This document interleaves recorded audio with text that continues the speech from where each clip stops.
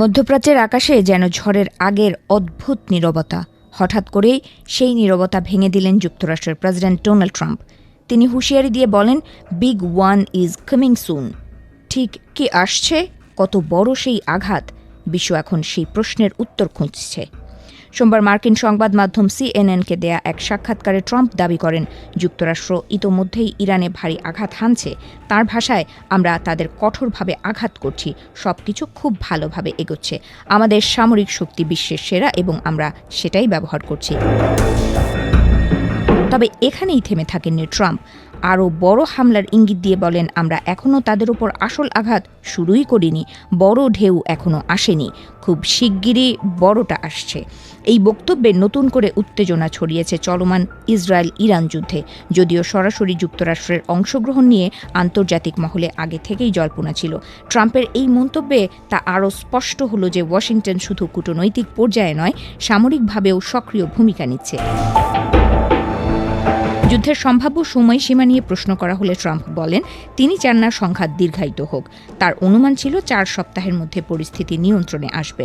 Trump বলেন, আমরা সময়সূচির চেয়েও কিছুটা এগিয়ে আছি, তবে বাস্তব পরিস্থিতি যে ক্রমেই জটিল হচ্ছে সেটিও তার কথাতে স্পষ্ট। সবচেয়ে বড় বিষয় হিসেবে ট্রাম্প উল্লেখ করেন ইরানের পাল্টা হামলা। তার দাবি, ইরান শুধু ইসরায়েল নয়, উপসাগরীয় কয়েকটি আরব দেশেও হামলা চালিয়েছে। এর মধ্যে রয়েছে বাহরাইন, জর্ডান, কাতার, কুয়েত ও সংযুক্ত আরব আমিরাত। ট্রাম্প বলেন, আমরা ভেবেছিলাম তারা খুব বেশি জড়াবে না, কিন্তু এখন তারা লড়াইয়ে নেমেছে এবং আগ্রাসীভাবে লড়ছে। তিনি আরও দাবি করেন, ইরানের হামলায় আবাসিক ভবন ও হোটেল লক্ষ্যবস্তু হয়েছে, যা ওই দেশগুলোর জনমনে ক্ষোভ বাড়িয়ে দিয়েছে। ট্রাম্প বলেন, তারা আমাদের পছন্দ করে, কিন্তু তারা দেখছিল কি হচ্ছে। ইরানের এই হামলার কোনো প্রয়োজন ছিল না। একই সঙ্গে তিনি ইরানের অভ্যন্তরীণ পরিস্থিতি নিয়েও ইঙ্গিত দেন।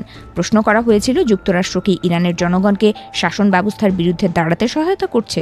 জবাবে ট্রাম্প বলেন, হ্যাঁ, আমরা করছি, তবে এখন সবচেয়ে জরুরি হলো সবাই ঘরের ভেতরে থাকুক, বাইরে নিরাপদ নয়। এই বক্তব্যের পর আন্তর্জাতিক মহলে উদ্বেগ আরও বেড়েছে। যুক্তরাষ্ট্র কি সরাসরি বৃহৎ আকারের সামরিক অভিযান শুরু করতে যাচ্ছে? বিগ ওয়ান বলতে কি বোঝাচ্ছেন ট্রাম্প? বিমান হামলা, নৌ অভিযান, নাকি আরও বড় কিছু? স্পষ্ট করে কিছু না বললেও তার বার্তা পরিষ্কার, সংঘাত এখনও চূড়ান্ত পর্যায়ে পৌঁছায়নি। মধ্যপ্রাচ্যের অস্থির এই প্রেক্ষাপটে বিশ্ব নেতারা কূটনৈতিক সমাধানের আহ্বান জানালেও ময়দানের বাস্তবতা বলছে পরিস্থিতি দ্রুত বদলে যেতে পারে। ট্রাম্পের সতর্ক বার্তা সেই আশঙ্কাকেই আরও ঘনীভূত করেছে।